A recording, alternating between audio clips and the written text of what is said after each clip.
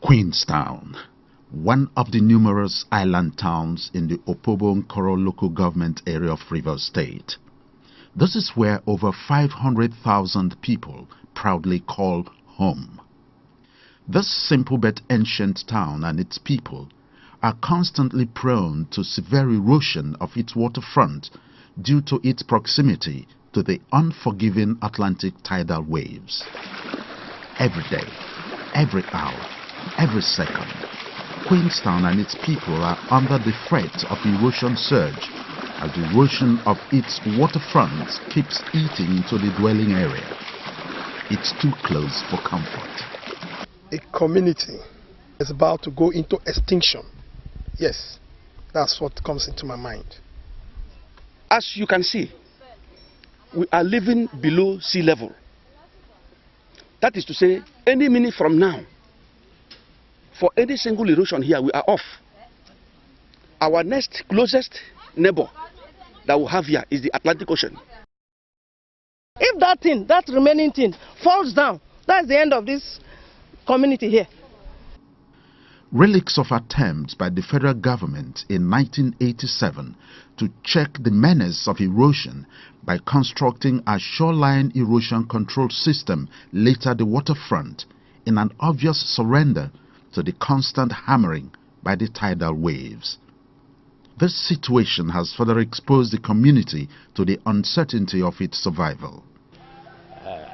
Talking about the shore protection, it is too bad to say from the one, and that is why we'll now apply to the state government to come to our aid, because the situation was bad.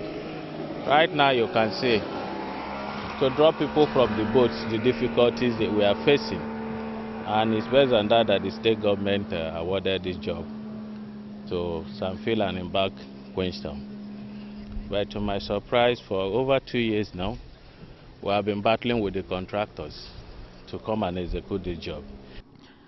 Moved by the clear and present danger and concerned about the safety of the people, Right Honorable Chibuike Rotimi Amaechi-led government of Rivers State announced the Shoreline Protection and Restoration Project. But this was where it ended. The initial but feeble display of preparedness by the contractor Dyson Associates to execute the project fizzled out. From our findings, we know the contractor have been mobilized to site, so we are trying to reach the government. But I think I will use the opportunity to advise the community. I'm a member of the community, but I'm not the community. So I advise the community to go further and put pressure from government angles to make sure that this job is being done, because the money has been released. It would appear that the contractor abandoned work without any reason. But of more curiosity is the claim by the Rivers State Ministry of Works that the project is 90% complete. This has been a source of concern to the people. The need to peacefully speak out now and draw the governor's attention to an obvious misinformation about the status of the Queenstown Shoreline Protection and Restoration Project cannot be overemphasized. I know perhaps that government is not aware that the contract which they had gone on air to say 90% completed is not complete. They should come and see it. We can see right now that not even up to 1% has been done. So how can you be talking of 90%? As a community, we've tried our best to catch this company called Dyson, because as far as I'm concerned, they cannot eat the money for this contract. We saw the address on their billboard. on their project signboard. And since this job was awarded 2011 till about last year, close to the end of last year, nothing was done. We tried locating them. We went as far as their office in Lagos, and we found out that it was a 2-bedroom flat. And as when we went there, we couldn't find anybody at home. We also traced where they said is their office in Port Harcourt, Dyson, somewhere in Nigeria or something like that. We found out that it was a residential house. We couldn't find anybody. As a community, we tried, invited them for a meeting at Nikon apartment so that we could find out as a community what their problem was, so that we can chase it. If it is writing to the government that the contractor said these are their constraints. Unfortunately, the company refused to come.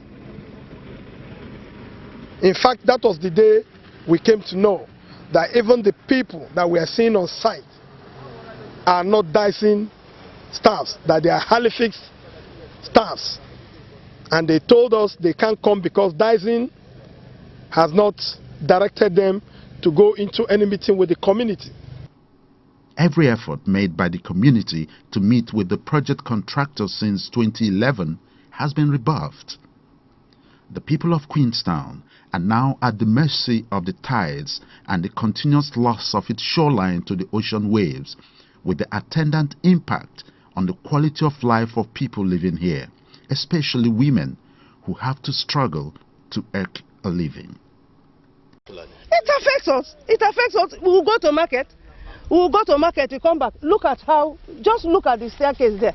A lot of women will fall down with their things, with their goods like that. Is it good? Nowhere to climb from. And then when the water goes down, you can imagine a woman raising her this, and how does she carry her loads here? It does not only affect the women, it affects everybody. All the children, men, women in the community. It's very, very bad. How can I stay? My store is spoiling. When I went to market and buy garri, before under 2 days, my garri don't spoil because of the tide. When I get high tide, it enter inside my store and damage everything I have in the store. Why? It's very, very dicey that you sleep here in this community, waking up, that you understand that when the water flows, it comes in through the drainage to our houses, because it's very close to Atlantic Ocean. You understand? When the water flows, it gets in through there. You wake up from your mat and you understand that you are waking from water, just because our shore protection has been abandoned by the so-called contractors they've been awarded the contract to. How long the shoreline will remain this way is quite uncertain. But what is obvious is that the people of Queenstown are living on the precipice, and any time now they might be swept away. This, therefore, is an appeal to the Rivers State government to take a look at the Queenstown Shoreline Protection and Restoration Project. This is a clear and present danger, and time is running out.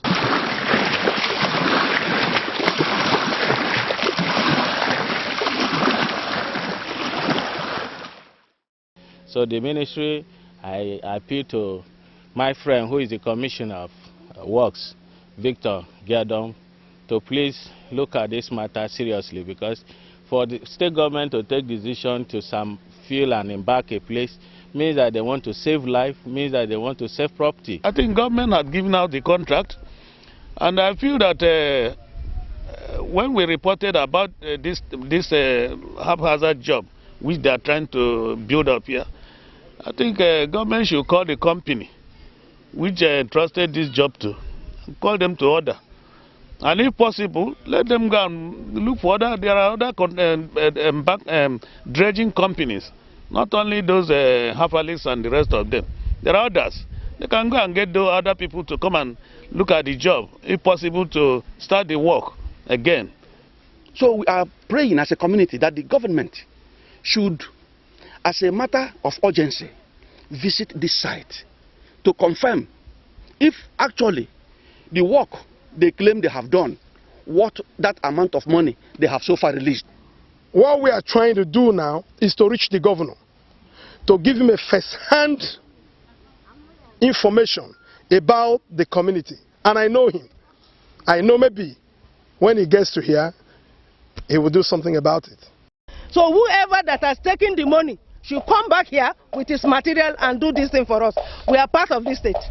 Now we are inside mud. The community have been finished. That's why we are crying for the government to come and help us. This is a clear and present danger. And time is running out.